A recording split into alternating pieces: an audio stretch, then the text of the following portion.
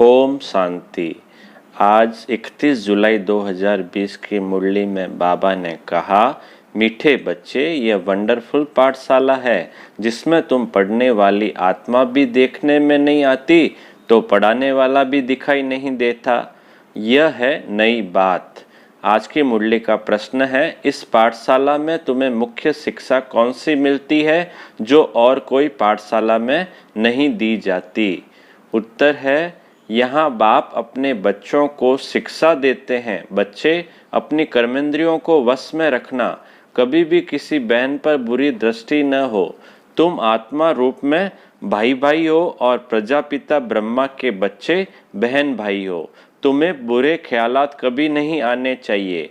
ऐसी शिक्षा इस यूनिवर्सिटी के सिवाय कहीं भी नहीं दी जाती। आज का गीत है दूर देश का रहने वाला। अब मुरली विस्तार से। ओम शांति। न दूर देश की रहने वाली आत्मा देखने में आती है, न दूर देश में रहने वाला परमात्मा देखने में आता है। एक ही परमात्मा और आत्मा है जो इन आँखों से देखने में नहीं आते और सब चीज़ें देखने में आती है। यह समझने में आता है कि हम आत्मा हैं। यह मनुष्य समझते हैं कि आत्मा अलग है, शरीर अलग है। आत्मा दूर देश से आकर शरीर में प्रवेश करती है। तुम हर एक बात को अच्छी रीति समझ रहे हो। हम आत्मा कैसे दूर देश से आती है? आत्मा भी देखने में नहीं आती। पढ़ाने वाला बाप परमात्मा भी देखने में नहीं आता। ऐसा तो कभी कोई सत्संग में अथवा शास्त्रों में सुना नहीं, न कभी सुना न कभी देखा। अभी तुम जानते हो, हम आत्मा देखने में नहीं आती। आत्मा को ही पढ़ना है। आत्मा ही सब कुछ करती है ना। यह नई बात है ना, जो और कोई समझा न सके। परमपिता परमात्मा जो ज्ञान का सागर है, वह भी देखने में नहीं आता। निराकार पढ़ाए कैसे? निराकार कैसे पढ़ाएं? आत्मा भी शरीर में आती है ना। वैसे परमपिता परमात्मा बाप भी भाग्यशाली रथ अथवा भागीरथ में आते हैं। कौन है वो? ब्रह्मा बाबा। इस रथ को भी अपनी आत्मा है। वह भी अपनी आत्मा को देख थोड़ी सकते हैं। बाप इस रथ के आधार से आकर बच्चों को पढ़ाते हैं। आत्मा भी एक शरीर छोड़ फिर दूसरा लेती है। आत्मा की पहचान है, देखी नहीं जाती है। वह बाप जो देखा नहीं जाता, वह तुमको पढ़ा रहे हैं। यह है बिल्कुल नई बात। ऐसा कभी सुना है क्या? बाप कहते हैं, मैं भी ड्रामा प्लान अनुसार अपने समय पर आकर शरीर धारण करता हूँ, नहीं तो तुम मीठे मीठे बच्चों को दुख से कैसे छुड़ाऊं। अब तुम बच्चे जागे हुए हो। दुनिया के मनुष्य सब अभी भी सोए हुए हैं, जबकि तुम्हारे पास आकर समझें और ब्राह्मण बने। और सत्संगों में कोई भी जाकर बैठ सकते हैं। यहाँ ऐसे कोई आ न सके, क्योंकि यह पाठशाला है ना। बैरिस्ट्री के इम्तिहान में तुम जाकर बैठो तो कुछ भी समझ नहीं सकेंगे। यह है बिल्कुल नई बात। पढ़ाने वाला भी देखने में नहीं आता, पढ़ने वाला भी देखने में नहीं आते। आत्मा अंदर सुनती है, धारण करती है, अंदर निश्चय होता जाता है। यह बात तो बरोबर ठीक है। परमात्मा और आत्मा दोनों देखने में नहीं आते। बुद्धि से समझा जाता है मैं आत्मा हूँ। कहीं तो यह भी नहीं मानते, कहीं तो यह भी नहीं मानते हैं, कह देते हैं नेचर है, फिर उसका वर्णन भी करते हैं। अनेक मत है ना। तुम बच्चों को इस नॉलेज में बिजी रहना है। कर्मेंद्रियां जो धोखा देती है उनको भी वश में करना है। मुख्य है आंखें जो सब कुछ देखती है। आंख पर ही बाबा बता रहे हैं। आंखें ही बच्चा देखती है तो कहती है यह हमारा बच्चा है, नहीं तो समझे कैसे? कोई जन्म से ही अंधे होते हैं तो फिर उनको समझाते हैं यह तुम्हारा भाई है, वो देख नहीं सकते। बुद्धि से समझते हैं। वास्तव में कोई अंधे सूरदास हो तो ज्ञान को अच्छा उठा सकते हैं। क्योंकि धोखा देने वाली आंखें नहीं है। सबसे ज्यादा धोखा कौन देती है? आंखें देती है। भल और कुछ काम वह न कर सके, ज्ञान अच्छा ले सकते हैं। स्त्री को भी नहीं देखेंगे, दूसरों को देखें तो बुद्धि जाए। उनको पकड़े भी, देखते ही नहीं तो पकड़े कैसे? तो बाप समझाते हैं कर्मेंद्रियों को पक्का करना है। क्रिमिनल अर्थात बुरी दृष्टि से किसी भी बहन को नहीं देखना है। आंखों पर पूरा ध्यान रखना है। बाबा आज की मुरली में बता रहे हैं, तुम भी बहन भाई हो ना, बुरी दृष्टि का जरा भी ख्याल न आए। भल आजकल कलयुग है, भाई बहन भी खराब हो पड़ते हैं, परंतु लो मुजीब भाई बहन के बुरे ख्यालात नहीं रहेंगे। हम एक बाप के बच्चे हैं, बाबा डायरेक्शन देते हैं, तुम ब्रह्मा कुमार कुमारियां हो, तो ये ज्ञान पक्का हो जाना चाहिए कि हम भाई बहन हैं। हम आत्माएं भगवान के बच्चे भाई भाई हैं। फिर शरीर में प्रजापिता ब्रह्मा द्वारा भाई बहन बनते हैं, क्योंकि एडॉप्ट होते हैं ना। बुरी दृष्टि जा न सके, यह पक्का पक्का समझो, हम आत्मा हैं। बाबा हमको पढ़ाते हैं, हम आत्मा पढ़ते हैं इस शरीर से। यह ऑर्गन्स है, हम आत्मा इनसे अलग हैं। इन कर्मेंद्रियों से हर कर्म करता हूँ। मैं कर्मेंद्रियां थोड़े ही हूँ, मैं इनसे न्यारी आत्मा हूँ। यह शरीर लेकर पाठ बजाता हूँ, सो भी अलौकिक। और कोई मनुष्य यह पाठ नहीं बजाते, तुम बजाते हो। घड़ी घड़ी अपने को आत्मा समझ बाप को याद करना है, फिर वही हमारा टीचर भी है तो गुरु भी है। वह साकार बाप टीचर गुरु अलग अलग होते हैं। यह निराकारी एक ही बाप भी है, टीचर भी है तो गुरु भी है। यहाँ बच्चों को अब नई शिक्षा मिल रही है।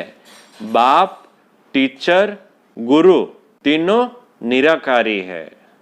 हम भी निराकार आत्मा पढ़ती है, तब तो समझा जाए आत्मा परमात्मा अलग रहे बहुकाल।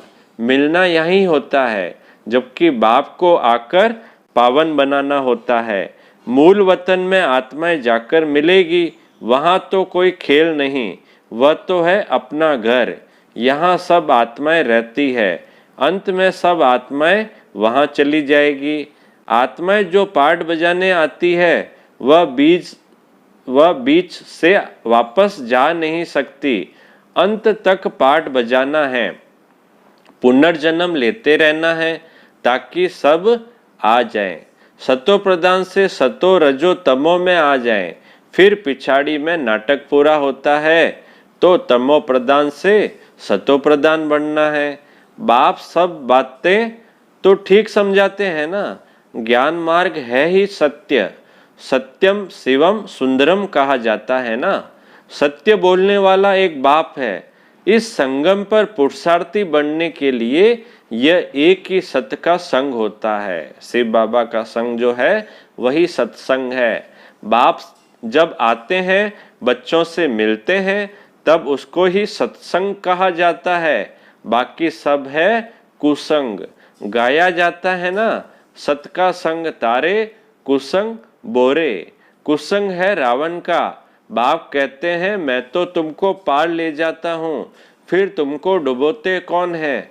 तमो प्रधान कैसे बन जाते हो वह भी बताना पड़ता है। सामने दुश्मन है माया, शिव बाबा है मित्र। उनको कहा जाता है पतियों का पति। यह महिमा कोई रावण की नहीं है, सिर्फ कहेंगे रावण है, बस और कुछ नहीं। रावण को क्यों जलाते हैं? वहां भी तुम बहुत सर्विस कर सकते हो। जहाँ रावण जलता है वहां भी हम प्रदर्शनी लगाकर सर्विस कर सकते हैं। कोई भी मनुष्य मात्र नहीं जानते कि रावण कौन है, कब आते हैं और क्यों जलाते हैं, तो हम ये वहां पर समझा सकते हैं। ब्लाइंड फेथ है ना।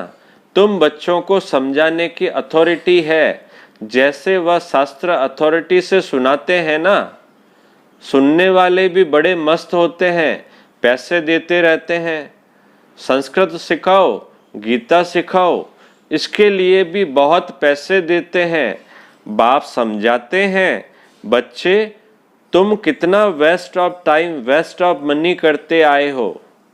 तुम्हारे पास जो इस ब्राह्मण कुल के होंगे वह आते रहेंगे, इसलिए तुम प्रदर्शनी आदि करते हो। यहाँ का फूल होगा तो आएगा जरूर। यह झाड़ बढ़ता जाता है। बाप ने बीज लगाया है, एक ब्रह्मा, उनसे फिर ब्राह्मण कुल होता। एक से बढ़ते गए, एक से बढ़ते गए, धीरे धीरे बढ़े ना। पहले घर वाले, फिर मित्र संबंधी, आसपास वाले आने लगे। फिर सुनते सुनते कितने आ जाते हैं। धीरे धीरे बाबा के बच्चे बढ़ रहे हैं ना। समझते हैं यह भी सत्संग है, परंतु इसमें है पवित्रता की मेहनत, जिससे ही हंगामा हुआ। पवित्र रहना कोई मौसी का घर नहीं है। अभी भी होते रहते हैं, इसलिए गालियां देते हैं, कहते हैं भगाते थे, पटरानी बनाते थे। पटरानी तो स्वर्ग में बनेगी ना, जरूर यहाँ पवित्र बनाया होगा। तुम सबको सुनाते हो, यह महारानी महाराजा बनने के लिए नॉलेज है। नर से नारायण बनने की सच्ची सच्ची कथा तुम सच्चे भगवान से सुनते हो। इन लक्ष्मी नारायण को कोई भगवान भगवती कह नहीं सकते, परंतु पुजारी लोग नारायण के चित्र को इतना नहीं जानते जितना कृष्ण को। कृष्ण के चित्र बहुत करते हैं। कृष्ण का इतना मान क्यों है? क्योंकि छोटा बच्चा है ना। महात्मा से भी बच्चों को ऊंच रखते हैं, क्योंकि महात्माएं तो घर बार आदि सब बनाकर फिर छोड़ते हैं।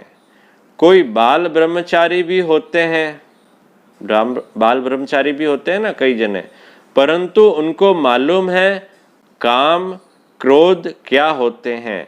छोटे बच्चे को पता नहीं रहता, इसलिए महात्मा से ऊंच कहा जाता है। इसलिए कृष्ण को जास्ती मान देते हैं। कृष्ण को देख बहुत खुश होते हैं। भारत का लॉर्ड कृष्ण है। बच्चियां भी कृष्ण को बहुत प्यार करती है। इन जैसा पति मिले, इन जैसा बच्चा मिले। कृष्ण में कशिश बहुत है, सतो प्रधान है ना। बाप कहते रहते, जितना याद में रहेंगे उतना तमो प्रधान से तमो रजो में आते जाएंगे और खुशी भी होगी। पहले तुम सतो प्रधान थे तो बहुत खुशी में थे, फिर कला कम होती जाती है। तुम जितना याद करते रहेंगे तो सुख भी इतना फील होगा और तुम ट्रांसफर होते जाएंगे। तमो से रजो सतो में आते जाएंगे तो ताकत, खुशी, धारणा बढ़ती जाएगी। इस समय तुम्हारी चढ़ती कला है। सिख लोग गाते भी हैं, तेरे भाने सर्व का भला। तुम जानते हो अभी हमारी चढ़ती कला होती है याद से। जितना याद करेंगे उतना ऊंच चढ़ती कला होगी। संपूर्ण बनना है ना, चंद्रमा की भी लकीर रह जाती है, फिर कला बढ़ते बढ़ते संपूर्ण बन जाता है। तुम्हारा भी ऐसे है। चंद्रमा पर भी ग्रहण लगता है तो कहते हैं दे दान तो छूटे ग्रहण। तुम फट से 5 विकारों का दान दे नहीं सकते हो। आंखें भी कितना धोखा देती है। समझते नहीं कि हमारी बुरी दृष्टि जाती है। हम जबकि ब्रह्मा कुमार कुमारी बने तो भाई बहन हो गए ना। फिर अगर दिल होती है इनको हाथ लगाएं तो वह ब्रदरली लव निकल स्त्री पने का क्रिमिनल लव हो जाता है। कोई को दिल अंदर खाता है। हम बाप के बने हैं तो हमको कोई भी बुरी दृष्टि से हाथ लगा नहीं सकते। फिर कहते हैं बाबा हमको ये हाथ लगाते हैं, हमको अच्छा नहीं लगता। बाबा फिर मुरली चलाते हैं, इससे तुम्हारी अवस्था ठीक नहीं रहेगी। भल मुरली बहुत अच्छी सुनाते हो, बहुतों को समझाते हैं, परंतु अवस्था नहीं है। बुरी दृष्टि हो जाती है। इतनी गंदी दुनिया है। बच्चे समझते हैं मंजिल बहुत ऊंची है, बाप की याद में सेंसिबल हो रहना है। हम ब्रह्मा कुमार कुमारी हैं, हमारा रूहानी कनेक्शन है, ब्लड कनेक्शन नहीं है। यूं तो ब्लड से सब पैदा होते हैं, सतयुग में भी ब्लड कनेक्शन होता है, परंतु वह शरीर योग बल से मिलता है। कहेंगे विकार बिगर बच्चे पैदा कैसे होंगे? बाप कहते हैं वह है ही निर्विकारी दुनिया, वहाँ विकार होता ही नहीं। वहाँ भी अगर नंगन हो तो वहाँ भी रावण राज्य हो जाए, फिर यहाँ और वहाँ में फर्क ही क्या रह जाएगा? यह समझने की बातें हैं। बुरी दृष्टि मिट जाना बड़ी मेहनत लगती है। कॉलेजों में बच्चे बच्चियां इकट्ठे पढ़ते हैं तो बहुतों की क्रिमिनल आई हो जाती है। बच्चों को समझना है हम गॉड फादर के बच्चे हैं तो आपस में बहन भाई हो गए। फिर बुरी दृष्टि क्यों रखते? सब कहते भी हैं हम ईश्वर की संतान हैं, आत्माएं तो हुई निराकारी संतान। फिर बाप रचते हैं तो जरूर साकारी ब्राह्मण रचेंगे। प्रजापिता ब्रह्मा तो साकार होगा ना, वह हो गई एडॉप्शन, गोद के बच्चे। मनुष्यों की बुद्धि में यह बिल्कुल नहीं आता कि प्रजापिता ब्रह्मा द्वारा सृष्टि कैसे रची। यह आता है क्या मनुष्यों की बुद्धि में? तुम प्रजापिता ब्रह्मा के बच्चे, ब्रह्मा कुमार कुमारियां भाई बहन ठहरे ना। बुरी दृष्टि की बड़ी खबरदारी चाहिए, इसमें बहुतों को दिक्कत होती है। ऊंच से ऊंच पद पाना है तो मेहनत करनी है। बाप कहते हैं पवित्र बनो। इनका भी कोई मानते हैं, कोई नहीं मानते। बड़ी मेहनत है, मेहनत बिगर ऊंच कैसे बनेंगे? बच्चों को खबरदार रहना है। भाई बहन का अर्थ ही है एक बाप के बच्चे। फिर बुरी दृष्टि क्यों जानी चाहिए? बच्चे समझते हैं बाबा ठीक कहते हैं, हमारी क्रिमिनल दृष्टि जाती है। स्त्री की भी जाती है तो पुरुष की भी जाती है। मंजिल है ना। नॉलेज तो बहुत सुनाते हैं, परंतु जबकि चलन भी पवित्रता की हो, इसलिए बाबा कहते हैं सबसे जास्ती धोखा देने वाली यह आंखें हैं। मुख भी म्याऊं म्याऊं तब करता है जब आंखों से चीज देखते हैं, तब दिल होती है यह खाऊं। आंखों से नहीं देखेंगे तो दिल ही क्या होगी? आंखों से देखेंगे जब भी पता चलता है ये बहुत स्वादिष्ट चीज है, ये खाऊं। इसलिए कर्मेंद्रियों पर जीत पानी है। अच्छा, मीठे मीठे सिकिलदे बच्चों प्रति माता पिता बाप दादा का याद प्यार और गुड मॉर्निंग। रूहानी बाप की रूहानी बच्चों को नमस्ते। धारणा के लिए मुख्य सार, पहला पॉइंट, पवित्रता की चलन अपनानी है। बुरी दृष्टि बुरे ख्यालात समाप्त करने के लिए अपने को इन कर्मेंद्रियों से न्यारा आत्मा समझना है। दूसरा पॉइंट है आपस में रूहानी कनेक्शन रखना है, ब्लड कनेक्शन नहीं। अपना अमूल्य टाइम और मनी वेस्ट नहीं करना है। संग दोष से अपनी बहुत बहुत संभाल करनी है। आज का वरदान है ब्रह्म मुहूर्त के समय वरदान लेने और दान देने वाले बाप समान वरदानी महादानी भव।